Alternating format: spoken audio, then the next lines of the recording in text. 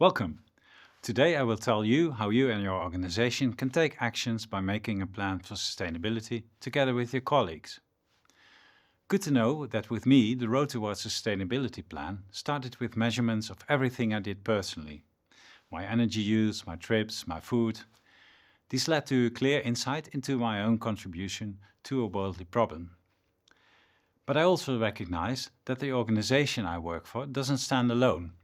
As employee, I contribute to its emissions. That analysis led to this overview of total CO2 emissions between 2010 and 2018. You see that the emissions due to my house, travel and food is rather limited, but that flying, which I mostly did for my work, was horrendous. After 2018, I therefore reduced it to nearly zero. But the actual start of the sustainability transition came in that year. At the end of that year, a letter was published in a Dutch gossipy newspaper about the so-called nonsense of anthropogenic climate change abatement. I responded with a Twitter thread explaining the real scientific insights about the climate and the human influence on it. These tweets were viewed more than 500,000 times and caused a storm of reactions, pros and cons, as well as personal attacks from all sides. This woke up several academic colleagues who, led by the Rector Magnificus, decided not to stay quiet and be outspoken about the latest insights from climate science. 1 year later, we had a climate action program at our university, including 4 themes that had to fill omissions in technical climate knowledge. But in 2019, we also analyzed the carbon emissions of TU Delft. We did that slightly differently from the accepted method of carbon accounting according to the Greenhouse Gas Protocol, as you see here. I personally think that this does not immediately demonstrate how good or bad an organization's performance is. Therefore, I prefer to express it in forest area needed to compensate for the emissions, because everyone understands the area used for trees. Here you see that forest area in colored blocks, depicting how much forest is needed for which source of CO2 emission, projected onto the area of the municipality of Delft. According to this, we need 1.5 times its size. But, including procurement, which we only could estimate a few years later, the area is twice as large as shown here. Therefore, you can imagine that I was happy I could contribute to the planet by becoming my organization's sustainability coordinator, which would have to reduce its carbon footprint. When I commenced, I first set up an organization around me.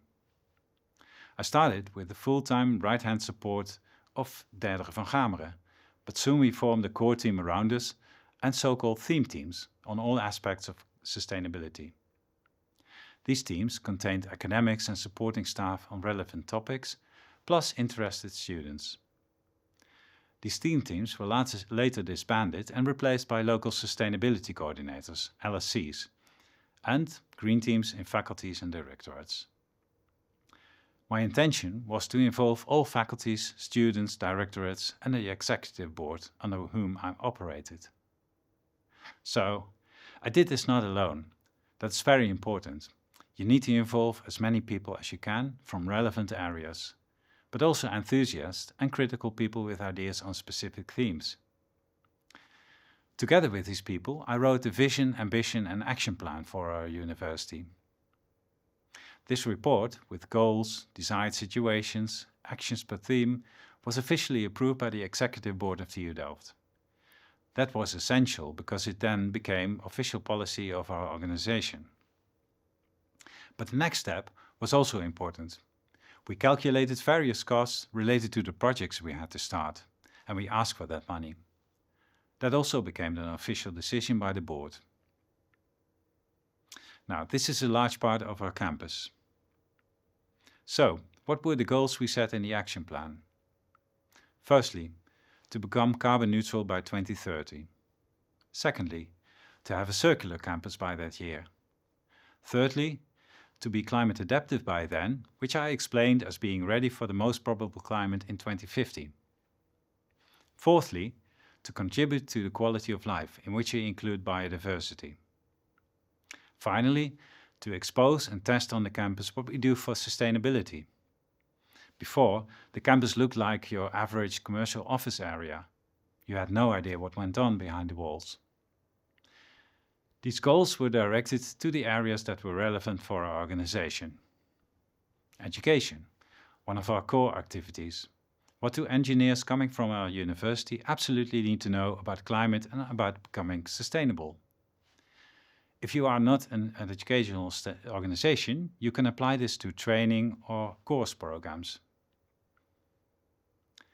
Research, which we wanted to stimulate by showing sustainable innovations on our campus. Also, as a non-academic organization, you can apply this to R&D, research and development.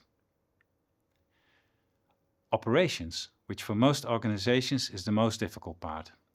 This includes a lot of emission and areas lying beyond your organization, but I think changing your own behavior in travel, procurement, food and IT is essential, as well as cooperating with your suppliers and partners and to take this route with you. And last but not least, the involvement of our entire community, which for us was everybody on campus, staff, management, support, academics, students, visitors. Perhaps you understand that this involves a whole process of dissemination of our ideas to our organization's community. In our case, it meant a lot of presentations and discussions with people, but also presenting our plans to the outside world. If you want to know more about the sustainability plan, projects and reports at TU Delft, you can visit this website. What I told you today is mainly based on how we approach the sustainability plan at TU Delft, but with an organization you will encounter similar challenges.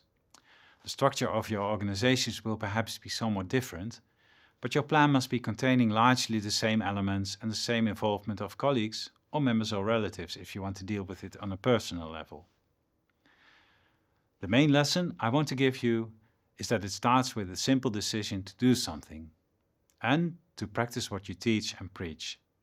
Your own example is the best you can give to convince others. Good luck!